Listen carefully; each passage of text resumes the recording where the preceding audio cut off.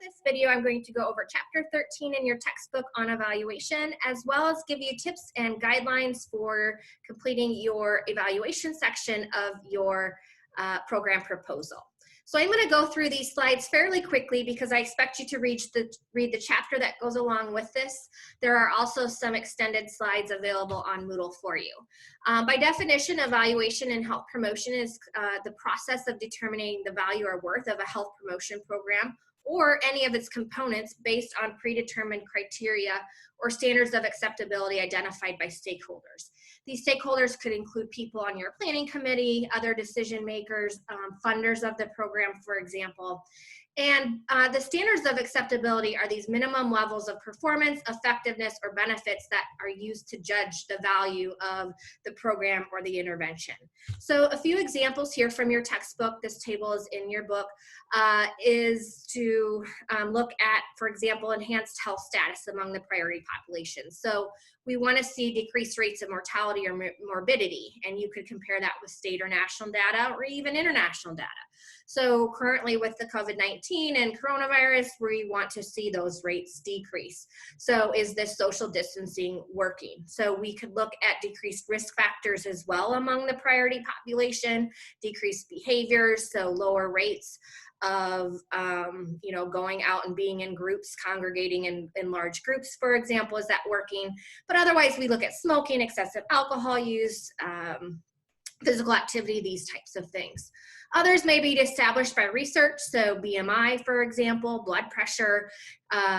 So these are all examples of what you might be looking for when you are developing your evaluation tools.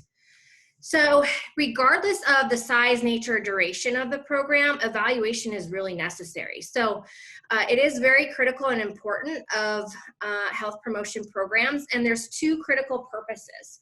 First, we want to be able to assess and improve quality of the program. We want to know that you're providing a quality program and work with participants to know if you are providing a quality program.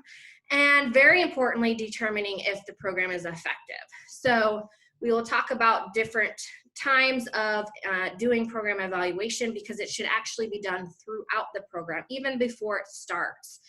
So this conducting of evaluation and research, which we've talked about and had a separate class in, is a major area of responsibility for health education specialists.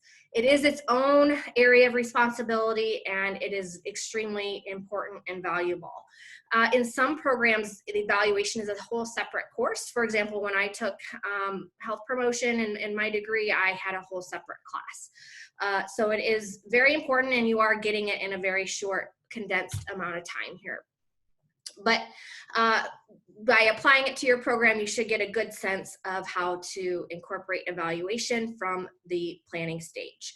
So when you are considering evaluation, you must design it to reflect the goals and objectives of your program.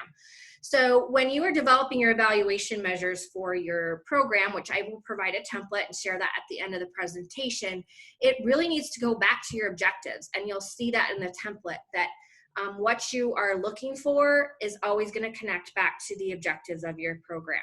It needs to be planned early in the stages of development, and that's why you're including it as part of your program plan. And then anytime possible, we want to get some baseline data, and that's the initial status or interest of the participants. This could be from a needs assessment, or maybe if you're going into an internship, you could see if it had been done before and get some baseline data that way. You could compare to other programs as well. So when you get that initial data, it needs to be analyzed promptly so that you can make any adjustments necessary so you can improve the program and make sure, again, that you're going to be going after and achieving those goals and objectives. Also, when you're developing it, creating summative evaluation tools early in the process can really help make sure that you are not being biased in presenting your results as well. So we'll talk about summative and the different types here. So as I mentioned, evaluation occurs throughout the program, even before it starts. So I am going to go into each of these three. It's very important that you understand the differences between essentially There's more than 3 here that we're going to be talking about. Formative, process, and then summative is an umbrella term for both impact and outcome evaluation. And I'm going to go into detail with these, but I want to show a short 4 or 5 minute video here.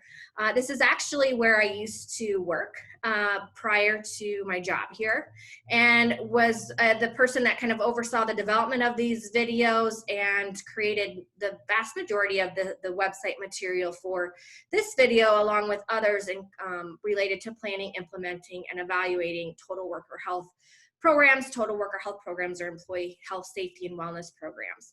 So this video just goes through different types of evaluation and provides an example in the workplace. And so then I'll go into those in more detail.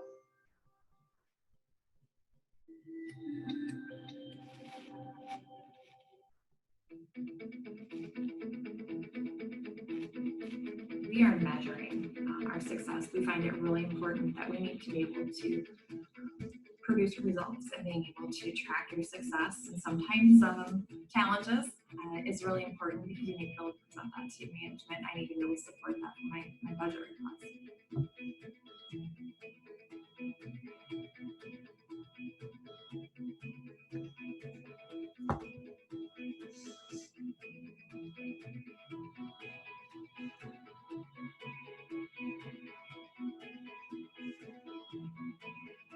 Take it slow, start with something, don't keep putting it off, but we're constantly revisiting ours, what works and what doesn't. So you're gonna have those ups and downs, but starting with something, going to your employees, forming that wellness committee, doing possibly an employee survey, recognizing what employees are interested in, how well will it be perceived, at what level will it be perceived, what is the management support, what can you financially support, and then just building off of that year after year.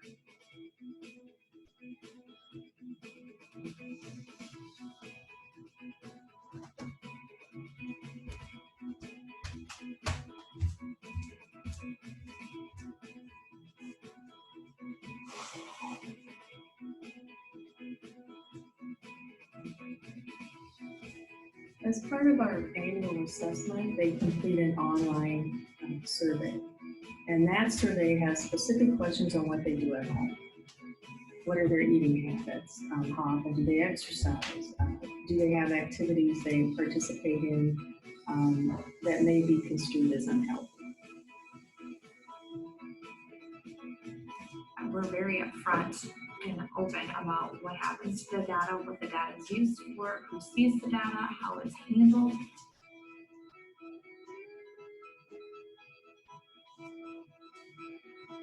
Assessment is the key.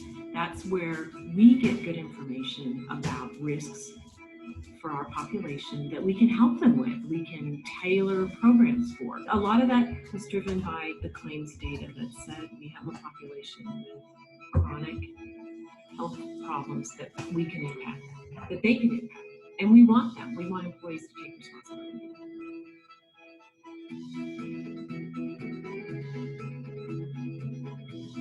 We took a look at the data and tried to figure out, where were some of our risk areas and what do we want to do about it?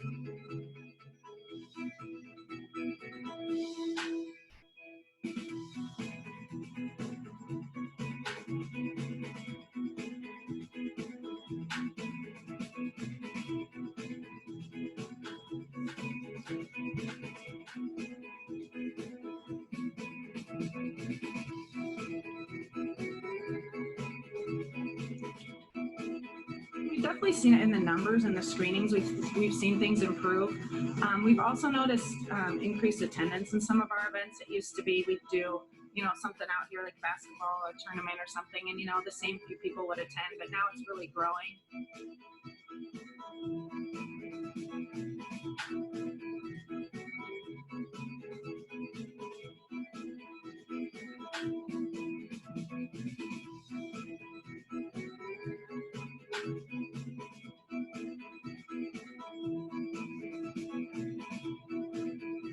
About 520 or 530 days with no injuries. But some people look at our SHARPS as being a success. SHARPS is a recognition of our success. Our success is having all of our employees go home, having all of our employees the buy-in that we have, that everybody is equal, everybody is the culture change that we've accomplished.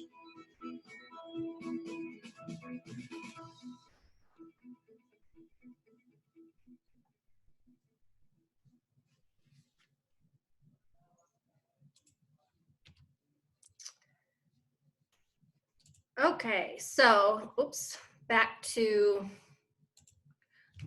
these three different types. So hopefully that gave you a good visual and example in the workplace of these.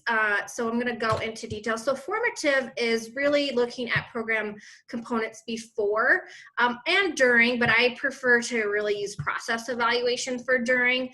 But this is to really look to improve the overall quality before it's too late. So again, asking those questions before, maybe doing the employee wellness survey and seeing what people are interested before you start implementing to see what people really want. Process then happens throughout the whole implementation process in general, and tracks and measures things along the way that go well and what doesn't go well, and looks at measuring the degree to which a program is successfully implemented. In process evaluation, you may be looking at how many people are attending each session, for example, you know, what they're learning at each session, what resources you're using, for example. But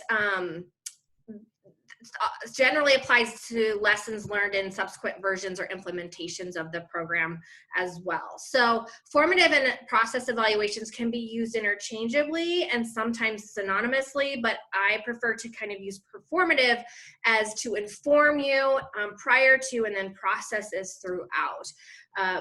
So then there is summative, and as I mentioned, is an umbrella term. It assesses the effectiveness of the intervention and extent to which awareness, attitudes, knowledge, behavior, the environment, and the health status has changed as a result of a particular program. And then under this umbrella term, you've got impact and outcome evaluation. So impact are those shorter term measures of behavior change or changes in attitudes, knowledge, and awareness.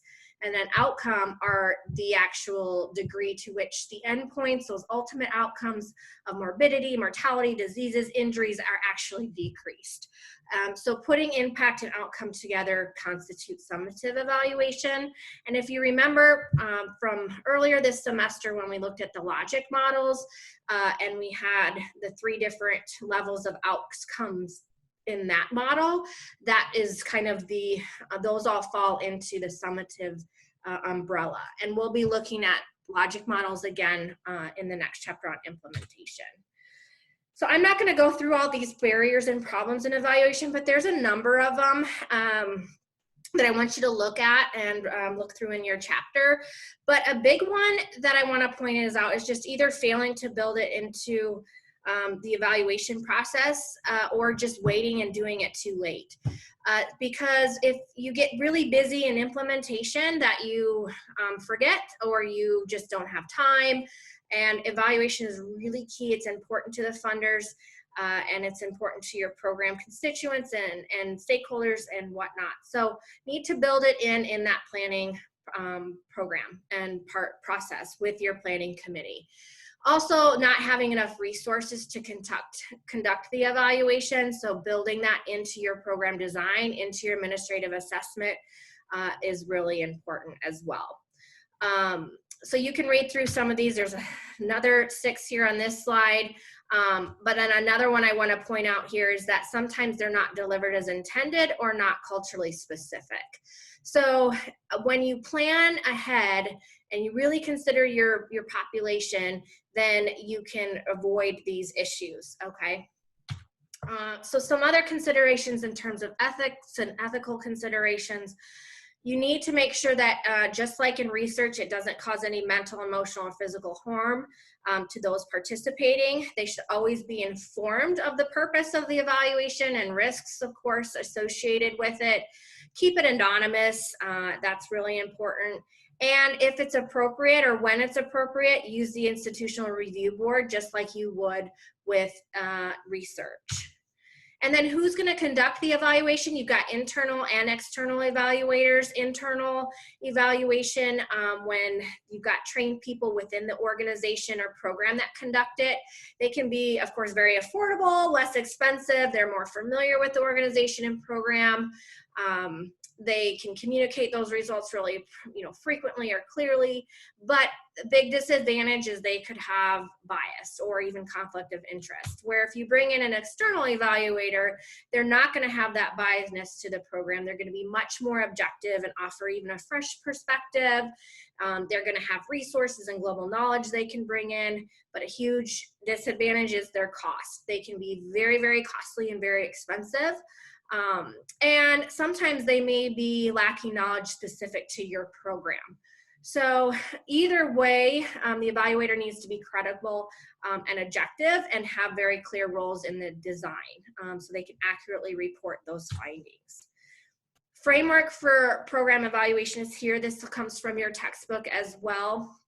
But you want to engage stakeholders in the design of your evaluation just like you would in your program development.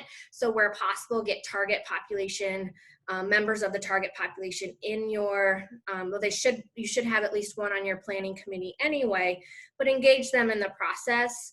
Make sure you describe the program, focus that evaluation design, and make sure it again goes off of the goals and objectives of the program, getting credible evidence, justifying those, and ensuring and using the lessons that are learned. So don't just evaluate and put it off to the side, evaluate and use those results, share those lessons learned, and make that program even better.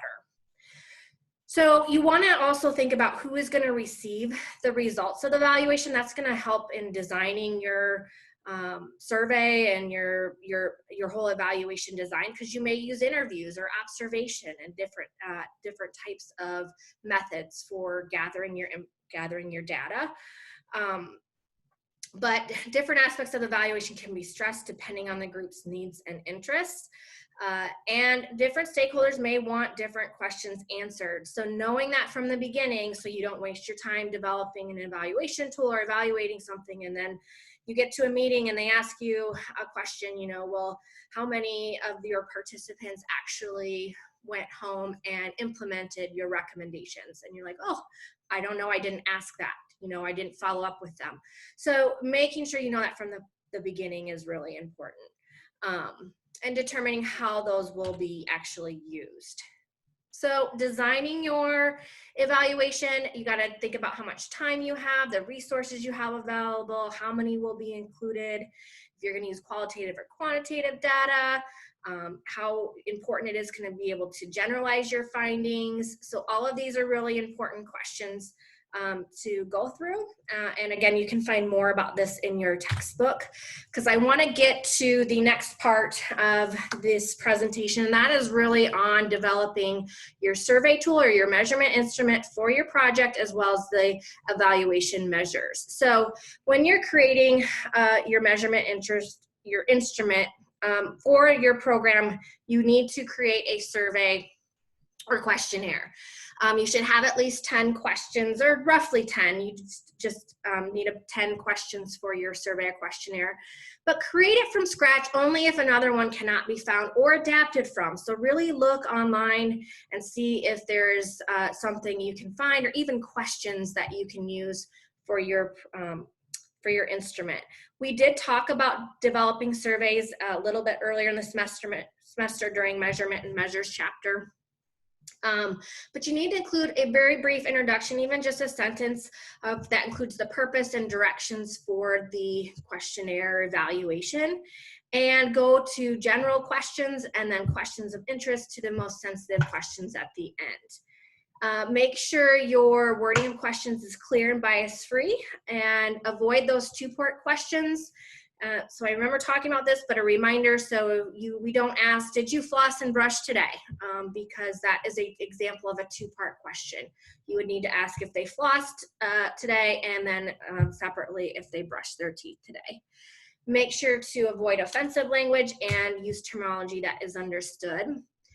A big thing for the design of your tool here is to determine how much freedom you want with your respondents to have when they're answering the questions. So structured or very closed questions are going to be those multiple choice dichotomous, so using that nominal or ordinal level data. Mostly ordinal here, matching, for example. And then you can get into less structured and the ordinal level where you're ranking something. And then unstructured or open-ended, short answer, for example, what was one thing they learned this week, or what was their favorite thing about the program? What would they change about the program? Those are some really good open-ended questions that you can include at the end of the program, for example. And then I'm going to show you an example here of a questionnaire, but just some ethical issues to think about are here. People's privacy, they should not be coerced to participate. Make sure if there's any sensitive data or private that it is protected, even in the reporting of results. So I'm going to switch over here and get out of, let's see here. Okay, so I'm back.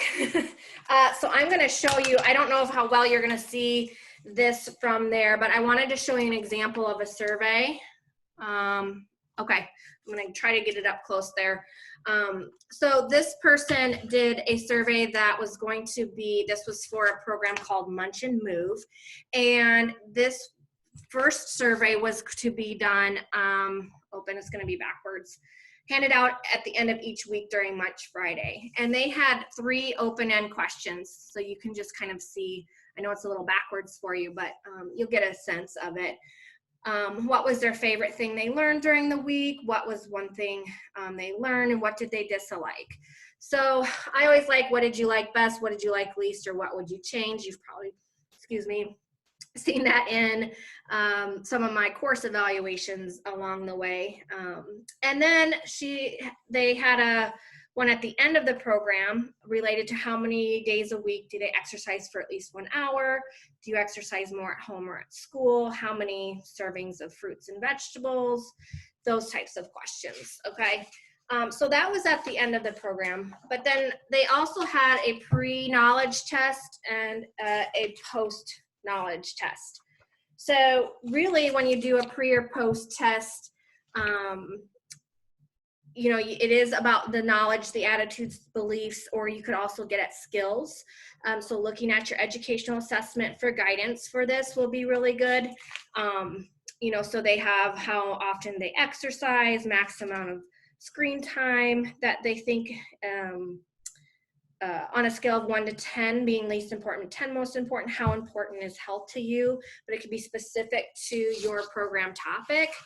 And then on the post one, again, when you do a pre-post test, you can have a lot of the same questions. So you have the baseline from the pre-test, and then you can compare it to the post-test.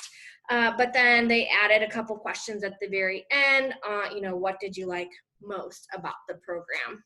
So I would recommend having a pre or post test and add some a program specific question at the end of the post test. You could also do like this example and have something that you're doing throughout the program, or at a midpoint, you'll just introduce that in your section.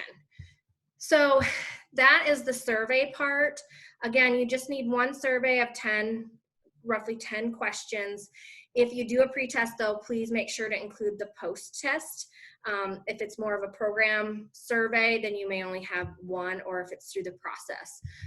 But pre-post test is really good for this one, and it really goes along with the evaluation measures. So the second part, going back to the screen here to get over to Moodle, and on Moodle you will see this a sample here of evaluation measures.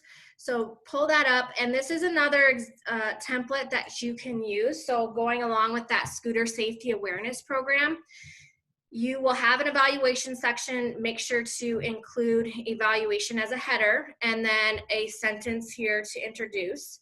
So measures to determine the success of and include the name of your program here are, and I have no problem with you copying this wording here, or you can add more if you'd like.